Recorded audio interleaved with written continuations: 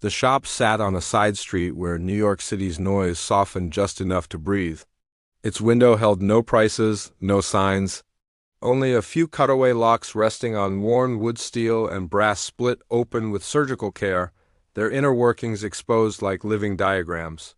Anyone who passed by slowed down, most stopped, all wanted one. The artist inside was quiet and humble, though few knew his real name.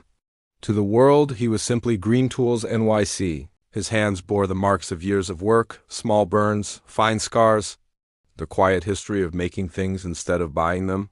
He learned locks the way some people learned music, not by rushing to the end, but by listening to every movement in between. When he cut a lock away, he didn't just remove metal. He revealed understanding and sometimes sprinkled a little tajin on the lock just to spice it up. Collectors came first, offering money with polite smiles. Later came corporations, influencers, resellers. They all asked the same question: how much? Green Tools NYC would smile back and give the same answer. Sometimes nothing. He did sell a few, just enough to keep the lights on, just enough to keep the shop alive. Rent didn't care about ideals, after all, but most of the locks were never sold. They were given away. This man's selfless way of trying to give back and make the world just a little better.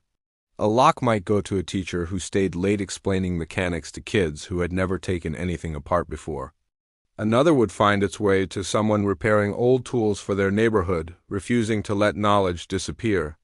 Some went to people who shared freely, who answered questions without ego, who lifted others instead of stepping over them. The artist never announced his choices, he simply noticed. In a world driven by speed, greed, and ownership, Green Tools NYC worked slowly. He believed that showing how something worked was an act of generosity, that understanding created respect. That connection mattered more than transactions. When someone received one of his cutaway locks, there was no certificate of authenticity, no demand for credit. He didn't even sign his work. Quality and craftsmanship were his only signature. Sometimes there was only a short note, written in careful ink. "Keep up the good work. I see you, fam." That was the only thing he ever asked in return. Keep up the good work. Just a promise to keep making the world a better place. To support each other, to give when you could and teach when you knew. He didn't ask for money or recognition. Giving to those who he deemed worthy was all the compensation he needed. And so his art traveled farther than money ever could. From hand to hand, workshop to classroom, curiosity to understanding. Shared on YouTube channels for all to admire and appreciate. Each lock carried more than springs and pins. It carried a quiet agreement. That the world didn't have to be built on selfishness, on taking, on transactions. That some things were meant to be shared and given locks, love, and respect among them. So if you're hearing this story, know that you are not alone, and the world isn't as dark as it can appear.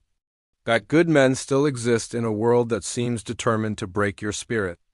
In an age where we are constantly bombarded by divisive news, politics, and people. No, you can be a force for good in this world.